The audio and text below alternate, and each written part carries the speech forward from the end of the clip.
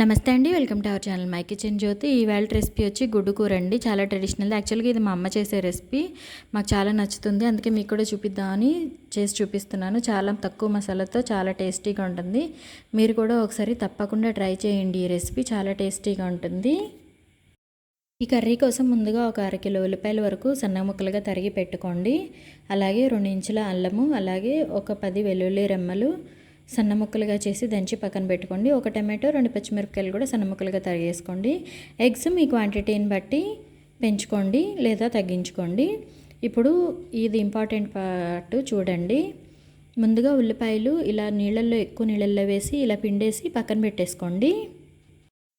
ఇలా చేయటం వల్ల, వాటర్లో వేసి తీసేయటం వల్ల దీనిలో ఉండే స్వీట్నెస్, అలాగే ఒక ఘాటైన ఫ్లేవర్ ఉంటుంది కదా, అది పోతుంది. అలాగే కూరకి మంచి టేస్ట్ అయితే యాడ్ అవుతుంది. కాబట్టి ఈ స్టెప్ కంపల్సరీగా మీరు కూడా పాటించండి. ఇలా ఉల్లిపాయలన్నీ తీసి పక్కన పెట్టేసి ఒక ప్లేట్లో పెట్టేసుకున్న తర్వాత స్టవ్ పైన ఒక ప్యాన్ పెట్టండి. పెట్టుకుని దాంట్లో ఒక 5-6 స్పూన్ల వరకు ఆయిల్ వేసుకోండి. దీనికి ఆయిల్ ఎక్కువే పడుతుంది, ఉల్లిపాయలు వేగాలి కాబట్టి.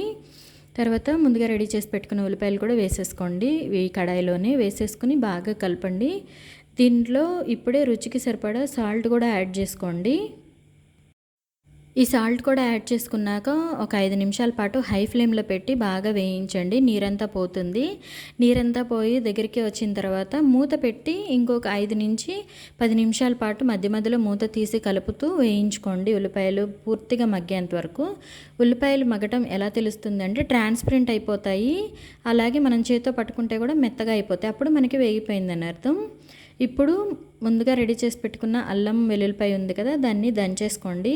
లేదు మిక్సీ వేసుకున్నా కూడా బాగానే ఉంటుంది. నేనైతే ఇక్కడ ఇట్లా దంచుతున్నాను. ట్రెడిషనల్గా మా అమ్మ అయితే రోట్లో చేసేది, నేను దీంట్లో దంచి చూపిస్తున్నాను. ఇప్పుడు ఈ ఉల్లిపాయల్లో ఈ పేస్ట్, అల్లం వెల్లుల్లిపాయ పేస్ట్ కూడా వేసేసుకోండి. తర్వాత పసుపు వేసుకోండి. పసుపుతో పాటే అల్లం వెల్లుల్లిపాయ పేస్ట్ కూడా వేసేసుకోండి.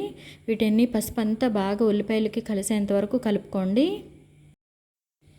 ఇప్పుడు టమాటాలు, పచ్చిమిరపకాయలు వేసుకోండి. వీటితో పాటు అల్లం వెల్లుల్లిపాయ పేస్ట్ అన్నీ కలిపే వేసేయండి పసుపు వేసిన తర్వాత.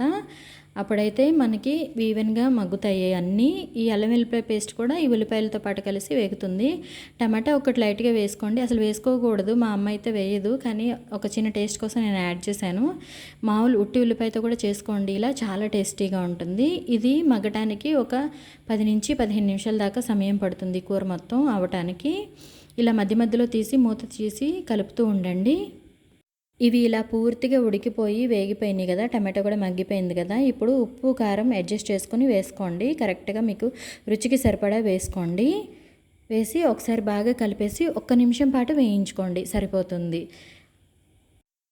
తర్వాత మనం ముందుగా రెడీ చేసి ఉడకపెట్టి పెట్టుకున్నాం కదా గుడ్లు ముక్కలు, అవి ముక్కలు ముక్కలుగా చేసుకోండి. అలా అయితేనే దీనికి టేస్ట్గా ఉంటుంది. ఆ గుడ్డు పచ్చసొనకి కూడా మంచి ఫ్లేవర్ యాడ్ అవుతుంది. ఉప్పు కారం పట్టి బాగుంటుంది. కాబట్టి ఇలా కలిపేసి ఎక్కువ కదిపించకండి. మరి ఇలా చూపించిన విధంగా స్మూత్గా కలిపేసి మూత పెట్టేయండి. దీనికి ఇంకా వేరే మసాలాలు కానీ ఏమీ అవసరం లేదు. అయినా కూడా చాలా టేస్టీగా ఉంటుంది. మా అమ్మ రెసిపీ ట్రెడిషనల్ది, చాలా టేస్టీగా ఉంటుంది. మీరు కూడా తప్పకుండా ట్రై చేసి మీకు ఎలా వచ్చిందో నా కామెంట్ సెక్షన్లో షేర్ చేయండి. ఈ రెసిపీ కనుక మీకు నచ్చినట్లయితే please like, share and subscribe. అలాగే బెల్ సింబల్ కూడా ట్యాప్ చేయండి. మా నోటిఫికేషన్స్ మీకు త్వరగా వచ్చేస్తాయి. Thank you for watching.